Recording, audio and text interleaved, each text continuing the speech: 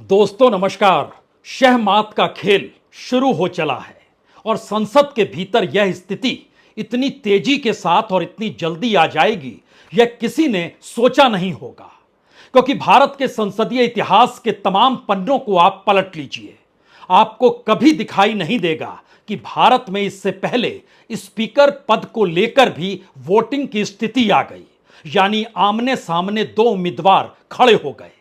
माना यही जाता रहा कि इससे पहले कभी भी जिसकी सत्ता रहेगी स्पीकर उसी का होगा।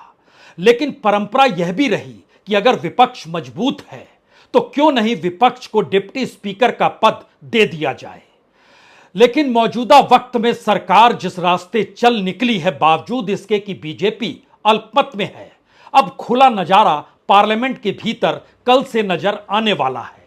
आज दो लोगों ने नामांकन भरे। एक थे ओम बिरला, जो कि सत्ता पक्ष की तरफ से यानी मोदी सरकार यानी एनडीए की तरफ से उन्होंने स्पीकर पद के लिए नामांकन भरा। हर कोई यह मानकर चल रहा था कि दरअसल सत्ता का स्पीकर तो रहता है और परंपरा बीते 72 बरस में यही रही है। इससे पहले कितने भी मौके आए हों, चाहे सरकार कमजोर ही क्यों ना रही हो, गठबंधन की सरकार ही क्यों ना रही हो, लेकिन बावजूद इसके विपक्ष कभी हावी नहीं हुआ और सत्ता ने भी परिस्थितियों को समझा और डिप्टी स्पीकर का पद विपक्ष को दे दिया। और शायद इसीलिए गठबंधन की सरकारों को याद कीजिएगा तो आपके जहन में हो सकता है देवगौड़ा का दौर याद आए, आई.के. गुजराल का दौर याद आए, अटल बिहारी वाजपेयी का दौर याद आए, यहां तक कि मनमोहन सिंह जी, उनके साथ भी बड़ी तादाद में राजनीतिक दल थे, तभी तो सरकार बनी थी। लेकिन इन सब के बावजूद भी स्पीकर के पद का मतलब बहुत साफ कि संसद का सदन सरकार के हिसाब से चले, इसीलिए सत्ता पक्ष का स्पीकर रहता है। और इस बात पर कल शाम तक मोहर लग भी गई थी। लेकिन सत्ता की तरफ से राजनाथ सिंह को यह पूरा कामकाज सौंपा गया और उनसे कहा गया कि आप सहमति बनाइए। राजनाथ सिंह ने भी एक बार, दो बार, तीन बार जो भी टेलीफोन किए कांग्रेस के अध्यक्ष मल्लिकार्जुन खड़गे को, मल्लिकार्जुन खड़गे ने हर बार कहा कि हम आपके साथ हैं और हम भी जानते हैं और चाहते हैं। हम जानते ये हैं कि दरअसल ओम बिरला इससे पहले जो स्पीकर थे उन्होंने क्या कुछ सदन के भीतर किया, एक इतिहास रच डाला।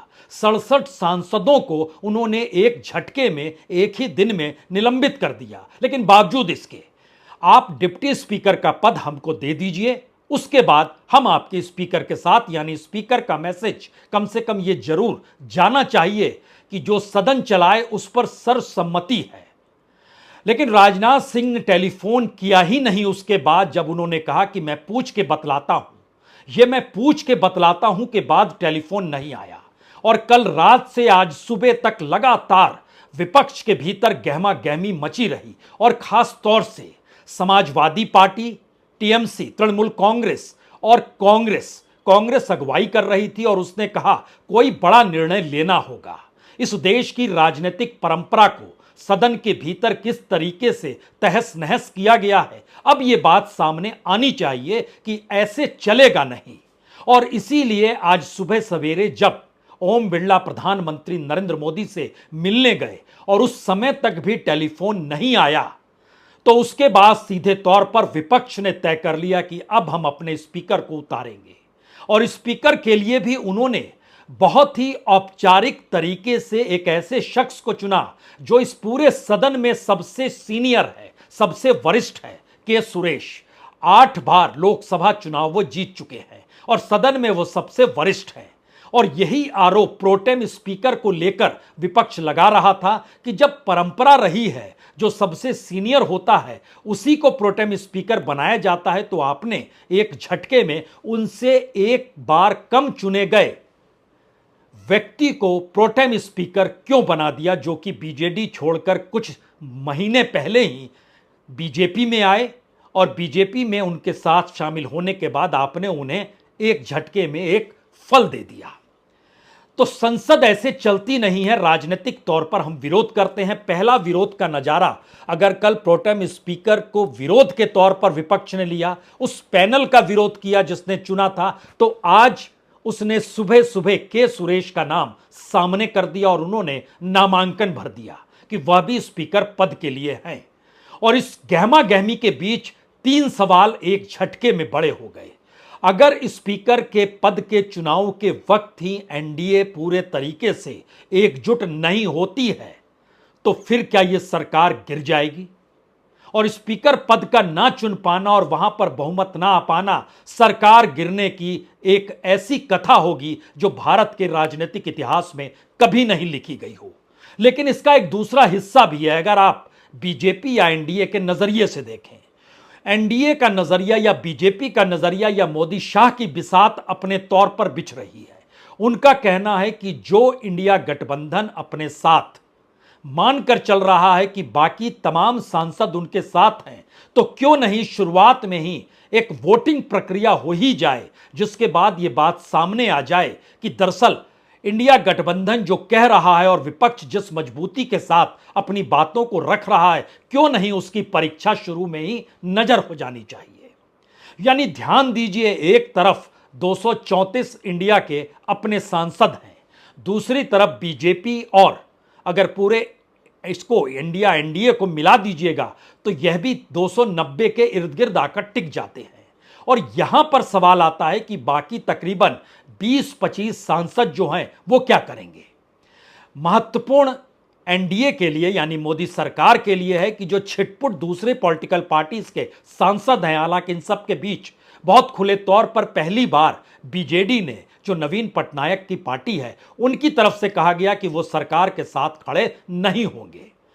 मैसेज उनका बहुत साफ था कि हम सरकार के साथ नहीं जाएंगे, यानी इंडिया गठबंधन के साथ खड़े होंगे। यह पहला सवाल था। यह सवाल कुछ कुछ सांसदों को समेटे हुए वाईएसआर के साथ भी है, यानी जगन रेड्डी के साथ भी है। यह सवाल केसीआर के साथ भी है जो तेलंगाना में है। यह सवाल हर उस छोटे राजनीतिक दल के साथ है जो दोनों गठबंधन में नहीं है। लेकिन पहली बार पार्लियामेंट के भीतर का मैसेज और 2024 के चुनाव का जो मैसेज है, उसने एक बड़ा संदेश यह दे दिया है कि जो इन दोनों गुटों के साथ नहीं होगा उसके राजनीतिक जमीन को खिसकने में देर नहीं लगेगी। इसीलिए ध्यान दीजिए, पंजाब में अकाली दल, उनकी राजनीतिक जमीन खिसक गई, ना वो मोदी के साथ ना राहुल गांधी के साथ। यही स्थिति बीजेडी नवीन पटनायक की हुई, ना वो एनडीए के साथ ना इंडिया के साथ। यही स्थिति केसीआर की हुई, ना वो एनडीए के साथ ना इंडिया के साथ। यही स्थिति जगन रेड्डी की हुई, ना वो एनडीए के साथ ना इंडिया के साथ। यानी इस देश के भीतर में जनता के पूरे वोटिंग पैटर्न ने बता दिया अगर कि मानसिक तौर पर वो इस बात को लेकर तैयार है कि आपको इधर या उधर खड़े होना ही होगा और बीच का कोई रास्ता होता नहीं है, तो जनता इस बार कम से कम इस पार या उस पार जाने की स्थिति में बढ़ चुकी है। राजनीतिक तौर पर संसद के इतिहास में यह पहला मौका इसलिए होगा क्योंकि चुनाव इससे पहले कभी भी स्पीकर पद को लेकर नहीं हुए हैं। अब इसके आगे की परिस्थिति को समझिए, उससे पहले जरा सुन लीजिए राहुल गांधी ने क्या कहा और उसके तुरंत बाद राजनाथ सिंह ने जवाब में क्या कहा। पार्लियामेंट के परिसर के भीतर ही पत्रकारों ने सवाल किए थे और दोनों की तरफ से जवाब भी आए। क्या जवाब थे वो? ऑपोजिशन ने क्लियरली कहा है, राजनाथ सिंह जी का खारगे जी को फोन आया, राजनाथ सिंह जी ने खारगे जी से कहा देखिए आप हमारे स्पीकर को सपोर्ट कीजिए। ऑपोजिशन, पूरी ऑपोजिशन ने कहा है, हमने सब के सब से बात की है, पूरे ऑपोजिशन ने कहा है कि हम स्पीकर को सपोर्ट करेंगे, मगर कन्वेंशन ये है कि डेप्यूटी स्पीकर ऑपोजिशन को मिलना चाहिए। राजनाथ सिंह जी ने कल शाम कहा था कि वो खारगे जी को कॉल रिटर्न करेंगे। अभी तक राजनाथ सिंह जी ने खारगे जी का कॉल रिटर्न नहीं किया है।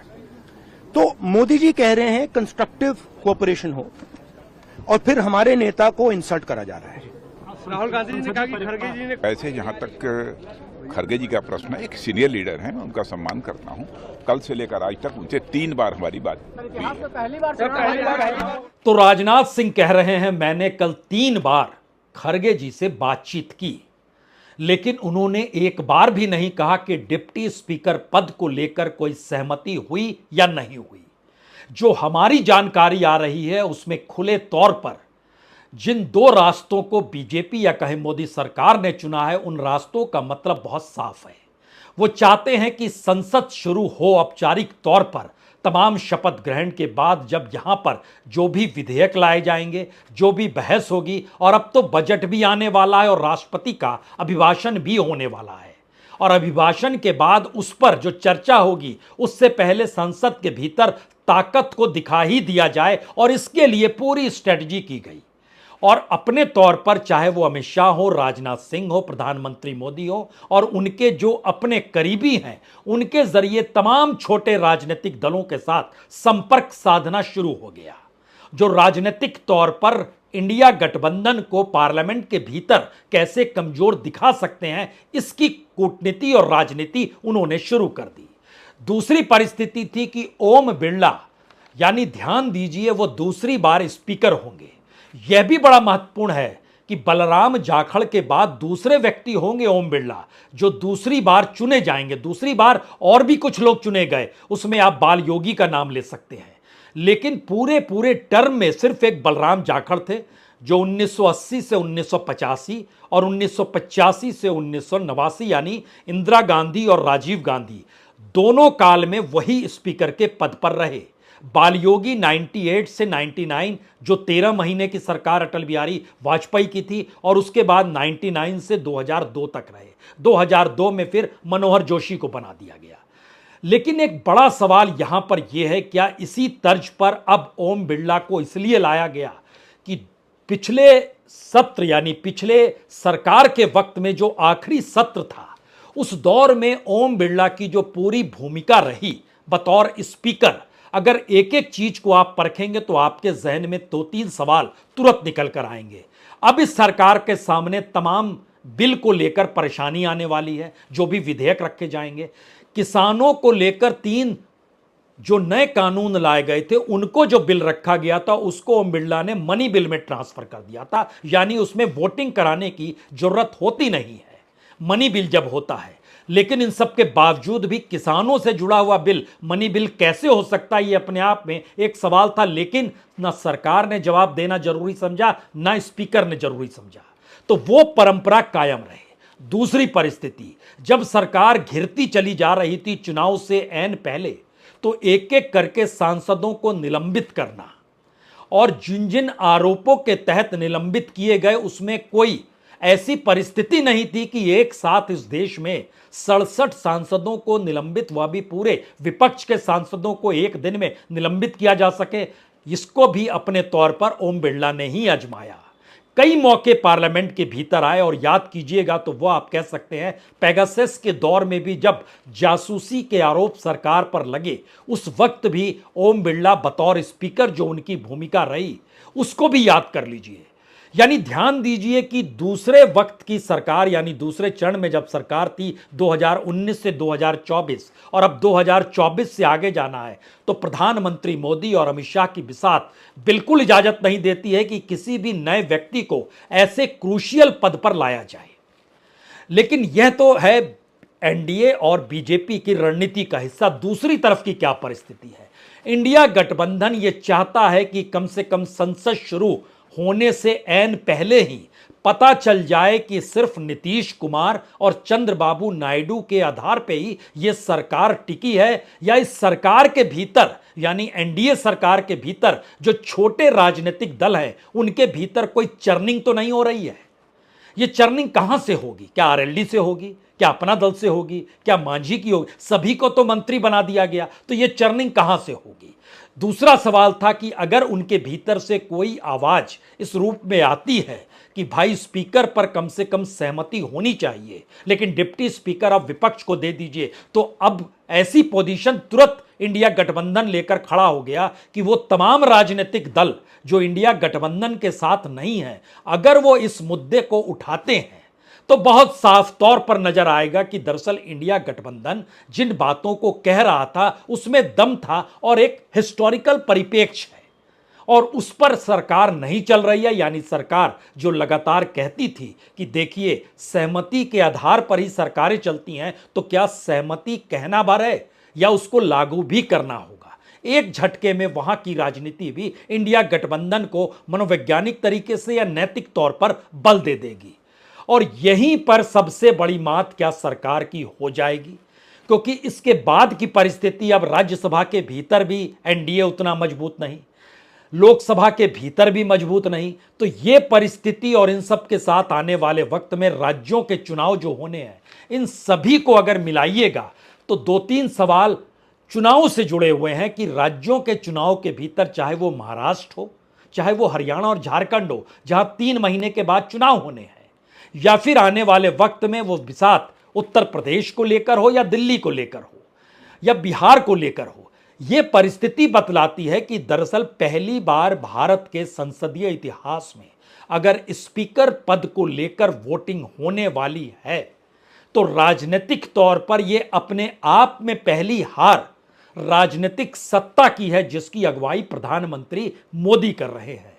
क्योंकि जब मौके आप अलग अलग देखिएगा, और खास तौर से जिसका जिक्र हम आपसे कर रहे थे कि गठबंधन के दौर की परिस्थितियों को परखिए, शिवराज पाटिल 91 से 96 तक रहे, रवि राय 89 से 91 के बीच रहे, जबकि गठबंधन का दौर था और सबसे ढुलमुल सरकार के तौर पर उस दौर की राजनीति चल रही थी, राजनीति उफान पर थी, लेकिन संसद के भीतर ताकत गठबंधन की बहुत कम थी।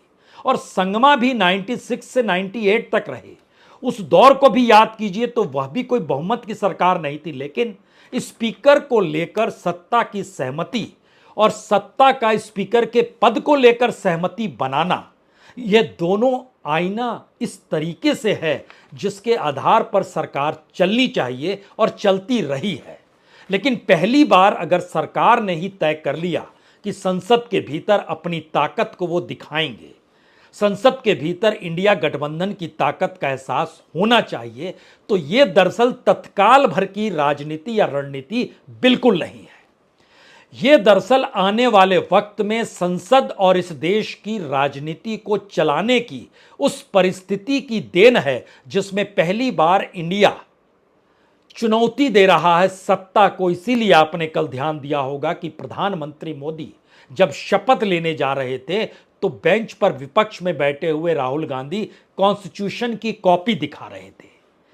पहले जो शपथ लेने के लिए इस देश के शिक्षा मंत्री शपथ लेने जा रहे थे तो नारे नीट के लगने लगे और लीकेज के लगने लगे। पहली बार जिन सांसदों के हाथ में जो कांग्रेस से जुड़े हुए सांसद शपथ लेने जा रहे थे, सबको आज भी संविधान की कॉपी दी गई। यानी संवैधानिक परिस्थितियों के तहत ही संसद को लोकतंत्र का मंदिर कहा जाता है, और पहली बार लोकतंत्र के मंदिर के भीतर ही संविधान के सवाल को विपक्ष ने मजबूत कर दिया है, यह कहते हुए कि दरअसल यह सरकार संविधान के हिसाब से नहीं चलती है। और संविधान के भीतर भी अगर आप सरकार चलाने की परिस्थितियों के पाठ को पढ़िएगा तो उसमें बहुत साफ तौर पर है कि सत्ता को सहमति से सरकार चलानी चाहिए, चाहे वो बहुत ताकत के साथ हो, चाहे वो अल्पमत और गठबंधन के साथ ही क्यों ना खड़ी हो।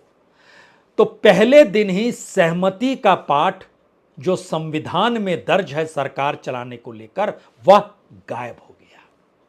और यहां से शुरुआत होती है 18वीं लोकसभा के उस कहानी की जिसकी शुरुआत टकराव से है, वोटिंग से है, अपनी ताकत को दिखाने से है, और उसका असर आने वाले वक्त में चाहे वो बजट हो, चाहे राष्ट्रपति का अभिभाषण हो, चाहे दर्जनों विधेयक हो जो संसद के भीतर से पारित होने हैं, चाहे इस देश के भीतर में नीतियों को बनाने के मद्देनजर सरकार जो बड़े बड़े निर्णय लेने की सोच रही है, क्या ये सारी परिस्थिति एक झटके में खत्म हो गई या खत्म हो जाएगी? अब यह सवाल कहीं ज्यादा बड़ा हो चला है। इसीलिए इंतजार करिए कल सुबह 11 बजे का, जब स्पीकर पद को लेकर भारत के संसदीय इतिहास में पहली बार वोटिंग होगी। और उसके बाद स्पीकर कोई भी बने, लेकिन यह मैसेज बहुत साफ होगा कि जो भी स्पीकर बना है उस पर पूरी सहमति विपक्ष की नहीं है।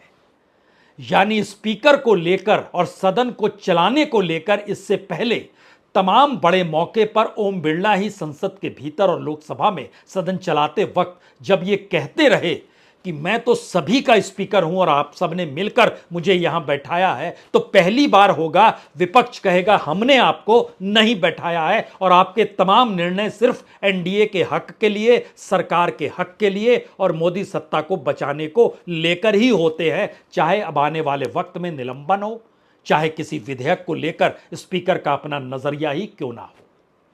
यानी भारत की बदलती हुई राजनीति और उस राजनीति के इतिहास के पलों को पकड़ लीजिए अब, क्योंकि 18वीं लोकसभा का चेहरा दरअसल भारत के संसदीय इतिहास को बदलने की दिशा में बढ़ चुका है। और इस रास्ते पर मोदी सरकार कितने दिन चल पाएगी, शायद सबसे बड़ा सवाल इसीलिए है क्योंकि इस देश की जनता ने जो जनादेश 2024 के लोकसभा चुनाव में दिया है, उस जनादेश का कहीं ना कोई असर उन तमाम राजनीतिक दलों पर जरूर पड़ेगा जो राजनीतिक दल इस दौर में एनडीए के साथ खड़े हैं या एनडीए और इंडिया दोनों के साथ नहीं खड़े हैं। और इनकी तादाद कुल मिलाकर पार्लियामेंट के भीतर जो है वो तकरीबन 80 के लगभग सांसदों की बनती है। शायद इसीलिए यह एक निर्णायक स्थिति है। इंतजार करना होगा इस संसद को लेकर, इस लोकसभा को लेकर, जिसको अनोखे तरीके से जनता ने अपने वोट के जरिए दिखला दिया है कि वो क्या चाहती है और क्या सोचती है। राजनीतिक दल तानाशाही में ना रहे, सत्ता मदहोशी में ना रहे, संसद अपने मुताबिक चलाने की परिस्थितियों में कोई स्पीकर लेकर ना आए। यह संदेश जनता का है और राजनीतिक तौर पर असर आपको इसी संसद के भीतर कल सुबह 11 बजे दिखाई दे जाएगा। बहुत बहुत शुक्रिया, बहुत बहुत शुक्रिया।